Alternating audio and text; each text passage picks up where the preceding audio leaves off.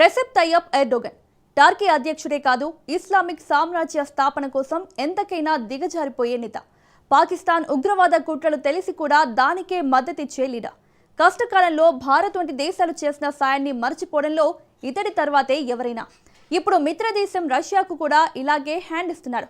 America F-35 ఫైటర్ల కోసం NATO సభ్యదేశంగా రష్యాకు వ్యతిరేకంగా వ్యవహరిస్తున్నాడు. నాటో ఈస్టర్న్ ప్లాంక్ రక్షణ కోసం ఎస్టోనియాకు తన F-16 ఫైటర్లను పంపుతున్నారు. రష్యా నుంచి ఇప్పటికే కొనుగోలు చేసిన S-400 రక్షణ వ్యవస్థలను వదులుకుంటున్నారు. ఎర్డోగన్ ఈ నిర్ణయంతోనే బాల్టిక్ ప్రాంతం హీటెక్కుతుంది. ఇంతకు రష్యాను కాదని అమెరికా పంచును చేరాలని ఎర్డోగన్ ఎందుకు కలలు కంటున్నాడు? F-16 ఫైటర్లను ఎస్టోనియాకు పంపించడం వెనుక అంకారా వ్యూహమేంటి? రష్యాకు మరో శత్రు దేశంగా టర్కీ మారుతోందా? Let's watch. అమెరికా మెప్పు కోసం పుతిన్కు ఎదురెళ్తున్న ఎర్డోగన్. ఎస్టోనియాకు F-16 జెట్ల తరలింపు వెనుక లక్ష్యమేంటి? F-35 ఫైటర్ల కోసమే ఎర్డోగన్ వ్యూహాలు మారుస్తున్నారా? అంతర్జాతీయ రాజకీయాల్లో శాశ్వత శత్రుత్వాలు, శాశ్వత మిత్రత్వాలు ఉండవు. కేవలం దేశ ప్రయోజనాలు మాత్రమే ఉంటాయి. టర్కీ ప్రెసిడెంట్ ఎర్డోగన్ తాజా వ్యూహాత్మక అడుగులు కూడా అదే చెబుతున్నాయి. రష్యా ఉక్రెయిన్ సంక్షోభం ప్రారంభమైనప్పటి నుంచి అటు క్రెమ్లిన్తోనూ ఇటు పాశ్చాత్య అట్లాంటిక్ కూటమితోనూ అత్యంత చాకచక్యంగా బ్యాలెన్స్ పాటిస్తూ అంతర్జాతీయ శాంతిదూతగా కలరంగిచ్చిన అంకారా ఇప్పుడు మెల్లగా నాటో కూటమి వైపు టర్న్ అవుతోంది. అది కూడా రష్యా ప్రయోజనాలకు గండి కొడుతూ అమెరికాతో సరికొత్త రక్షణ బంధానికి పునాది వేసే దీర్ఘకాలిక వ్యూహంలో భాగంగానే అడుగులేస్తోంది. ఈ వ్యూహంలో మొదటి అడుగు బాల్టిక్ సరిహద్దుల్లో పడింది.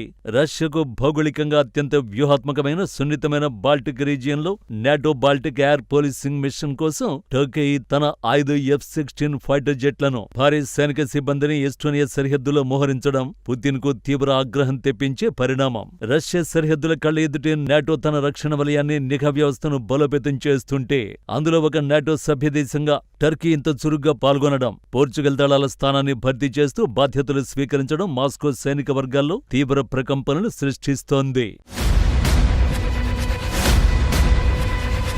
అయితే ఈ గ్లోబల్ డ్రామాలో అసలైన ట్విస్ట్ కేవలం ఎస్టోనియాలో మిలిటరీ మోహరింపు మాత్రమే కాదు. తెర వెనుక వైట్ హౌస్ తో టర్కీ జరుపుతున్న అత్యంత రహస్యమైన, ప్రతిష్టాత్మకమైన డిఫెన్స్ డీల్ కూడా ఉంది. అమెరికా నిర్మిత 5వ తరం స్టెల్త్ ఫైటర్ జెట్ F-35 లను ఎలాగైనా దక్కించుకోవాలని ఎర్డోగన్ పట్టుదలతో ఉన్నాడు. తమ దేశ వైమానిక దళాన్ని గ్లోబల్ సూపర్ పవర్ గా మార్చడానికి F-35 సాంకేతికత కీలకమని ఎర్డోగన్ నమ్ముతున్నాడు.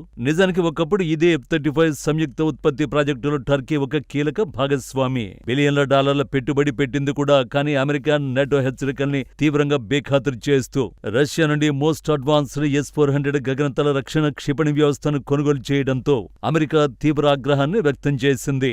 రష్యా క్షిపణి రాడార్లు F-35 స్టెల్త్ సాంకేతికత రహస్యాలను దొంగిలిస్తాయనే నెపంతో డొనాల్డ్ ట్రంప్ తొలిసారి అధ్యక్షుడైన సమయంలోనే వాషింగ్టన్ టర్కీని ఈ ప్రాజెక్టు నుండి బహిష్కరించి తీవ్ర ఆంక్షలు విధించింది. ఈ పరిణామం రష్యా టర్కీ బంధాన్ని బలపరిచిన అమెరికాతో సంబంధాలను పాతాళానికి నెట్టేసింది. కానీ ఉక్రెయిన్ యుద్ధం సుదీర్ఘంగా సాగుతున్న ప్రస్తుత తరుణంలో పరిస్థితులు పూర్తిగా మారిపోయాయి. రష్యా సైనిక బలహీనతలు, పాశ్చాత్య దేశాల ఆర్థికాంక్షల తీవ్రతను గమనించిన ఎర్డోగన్ ఇప్పుడు వాషింగ్టన్ ఆఫర్ చేసిన సరికొత్త డీల్కు తల ఊపినట్లు అంతర్జాతీయ రక్షణ నివేదికలు చెబుతున్నాయి. F-35 జెట్లు మళ్లీ టర్కీకి కావాలంటే రష్యా నుంచి కొనుగోలు చేసిన S-400 క్షిపణి వ్యవస్థల వినియోగాన్ని పూర్తిగా నిలిపేయాలని, లేదా వాటిని అమెరికా పర్యవేక్షణలోని మూడో దేశానికి లేదంటే ఇన్సిర్లిక్ ఎయిర్ బేస్ కు తరలించాలన్న వాషింగ్టన్ కఠినమైన షరతుకి ఎర్డోగన్ సూత్రప్రాయంగా అంగీకరించినట్లు నివేదికలు వస్తున్నాయి. అమెరికా స్టెల్త్ జెట్ల కోసం రష్యా గర్వంగా చెప్పుకునే మోస్ట్ ప్రెస్టీజియస్ S-400 డీల్ ను కోల్డ్ స్టోరేజీలకి నెట్టడం అంటే రష్యా అధ్యక్షుడు పుతిన్ భద్రతా వ్యూహాలకు, రక్షణ వ్యాపార ప్రతిష్టకు ఎర్డోగన్ కోలుకోలేని దెబ్బ కొట్టినట్లే. రష్యా ఆయుధ సాంకేతికతపై పాశ్చాత్య దేశాలకున్న ఆధిపత్యాన్ని అంగీకరిస్తూ టర్కీ తీసుకుంటున్న ఈ నిర్ణయం క్రెమ్లిన్ దౌత్య వర్గాల్లో తీవ్ర ఆగ్రహానికి కారణమైంది.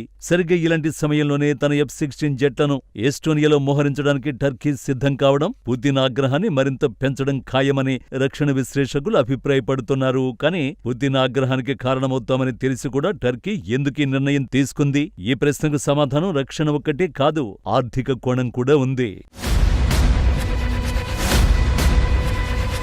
ప్రస్తుతం టర్కీ ఆర్థిక వ్యవస్థ తీవ్ర ద్రవ్యోల్బణంతో కరెన్సీ సంక్షోభంతో కొట్టుమిట్టాడుతోంది. ఇలాంటి స్థితిలో పాశ్చాత్య దేశాల పెట్టుబడులు, యూరోపియన్ యూనియన్ మద్దతు, అమెరికా రక్షణ రంగానికి సంబంధించిన సాంకేతిక సహకారం ఎర్డోగన్ కు రాజకీయ ఉనికిని కాపాడుకోవడానికి అత్యంత అవసరంగా మారాయి. రష్యాతో ఉన్న చౌక ముడి చమురు, గ్యాస్ బంధాల కంటే తమ సొంత సైనిక ఆధునికీకరణ, దేశ దీర్ఘకాలిక భద్రతే ముఖ్యమని అంకారా ఇప్పుడు గట్టిగా నమ్ముతోంది. టర్కీ రష్యాకు వ్యతిరేకంగా వ్యవహరించడం ఇదే తొలిసారి కాదు. గతంలో సిరియా సరిహద్దులో రష్యా ఫైటర్ జెట్ ను టర్కీ సైన్యం కూల్చేసింది.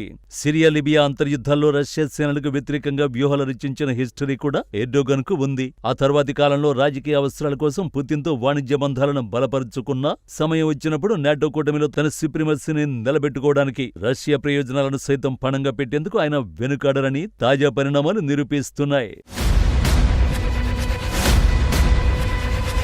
ఎర్డోగన్ సర్కార్ తీసుకుంటున్న ఈ యూటర్న్ నిర్ణయాలు మాస్కో, అంకారా మధ్య దౌత్యపరమైన, సైనికపరమైన తుపానును రాజేసే అవకాశం ఉంది. ఎందుకంటే రష్యా ఆయుధమైన S-400 ను టర్కీ పక్కన పెడితే భవిష్యత్తులో మాస్కో నుండి ఎలాంటి కీలకమైన రక్షణ సాంకేతికత గాని, సుఖోయ్ యుద్ధ విమానాల ఆఫర్లు గాని టర్కీకి అందే సీన్ ఉండదు. పైగా ఉక్రెయిన్ ధాన్యపు రవాణా సాగుతున్న నల్ల సముద్రంలో టర్కీ గనుక రష్యా నౌకలపై ఆంక్షలు మరింత కఠినతరం చేస్తే అది ఉభయ దేశాల మధ్య సైనిక ఘర్షణకు దారితీసినా ఆశ్చర్యం లేదు. మొత్తంగా చూస్తే నాటో ఈస్టర్న్ ఫ్లాంక్ రక్షణ కోసం ఎస్టోనియాకు తన F-16 ఫైటర్లను పంపడం, అమెరికా F-35 కోసం రష్యా S-400 గగనతల రక్షణ వ్యవస్థను వదులుకోవాలనే టోకీ నిర్ణయం రష్యా, చైనా కూటమిపై అమెరికా సాధించిన దౌత్యపరమైన వ్యూహాత్మక విజయంగా అంతర్జాతీయ విశ్లేషకులు అభివర్ణిస్తున్నారు. పుతిన్ స్నేహాన్ని పక్కన పెట్టి నాటో సైనిక వ్యూహాలకు, అమెరికా రక్షణ ప్యాకేజీలకు జై కొడుతున్న ఎర్డోగన్ చర్యలు రాబోయే రోజుల్లో బాల్టిక్ తీరం నుండి నల్ల సముద్రం వరకు ఎలాంటి రాజకీయ సెగలు పుట్టిస్తాయో, పుతిన్ దీనికి ఎలాంటి ప్రతిస్పందన ఇస్తారో వేచి చూడాలి.